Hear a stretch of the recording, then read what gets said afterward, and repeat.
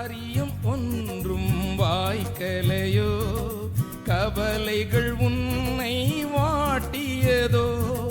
காரியம் ஒன்றும் வாய்க்கலையோ, கவலைகள் உன்னை வாட்டியதோ. வாழ்க்கையின் எல்லையில் வந்திட்டாயோ, பயங்களும் உன்னை சூழ்ந்திட்டதோ. சோர்ந்திடாதே சோர்ந்திடாதே ஏசு உண்டு, சோர்ந்திடாதே சோர்ந்திடாதே ஏசு உண்டு. தேவனுடைய நாமத்திற்கு மகிமை உண்டாவதாக. இன்றைய காலத்திலே சோசியல் மீடியாவிலே பிரபலமாகும்படி ஜனங்கள் அநேக காரியத்தை செய்கிறார்கள். எல்லோரும் விரும்புகிறது என்னன்னா, சமுதாயத்திலே அவர்கள் புகழ் பெயர் பெரிதா இருக்க வேண்டும் என்று. எல்லோரும் அவர்களை புகழ வேண்டும் என்று நினைக்கிறார்கள். ஆனால் ஆண்டவராகிய இயேசு கிறிஸ்து இந்த சமுதாயத்திற்கு முன்பாக மகத்துவத்தின் ஒரு புதிய அர்த்தத்தை வெளிப்படுத்தினார். அதன் மூலமாக தான் தேவனுடைய அளவற்ற அன்பை நம்மளால் புரிந்து கொள்ள முடிகிறது. பரிசுத்த வேதாகமத்தில் யோவான் எழுதின சுவிசேஷம் 13ஆம் அதிகாரம் 14ஆம் வசனத்திலே நாம் இவ்விதமாய் பார்க்கிறோம். ஆண்டவரும் போதகருமாகிய நானே உங்கள் கால்களை கழுவினதுண்டானால் நீங்களும் ஒருவருடைய கால்களை ஒருவர் கழுவ கடவீர்கள். இந்த உலகத்திலே நாம் அறிந்திருக்கிற காரியம் ஒன்று உண்டு.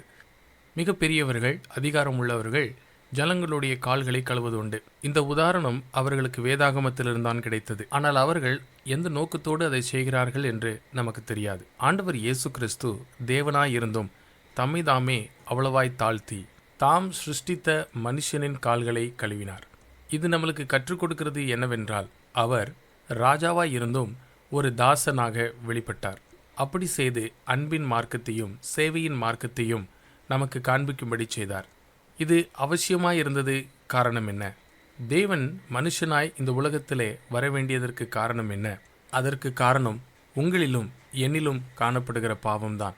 இந்த பாவமானது நம்மளை பரிசுத்த தேவனிடத்திலிருந்து பரிபூர்ணமாக தூரப்படுத்தினது. அந்த பாவத்தின் தண்டனை நிறைவேற வேண்டியது அவசியமாயிருந்தது. இதற்காகவே தான் ஆண்டவர் இயேசு கிறிஸ்து இந்த உலகத்திற்கு வந்தார்.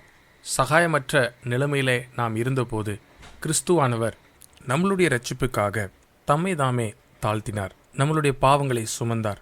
சிலுவையிலே தம் ஜீவனை பலியாக கொடுத்தார்.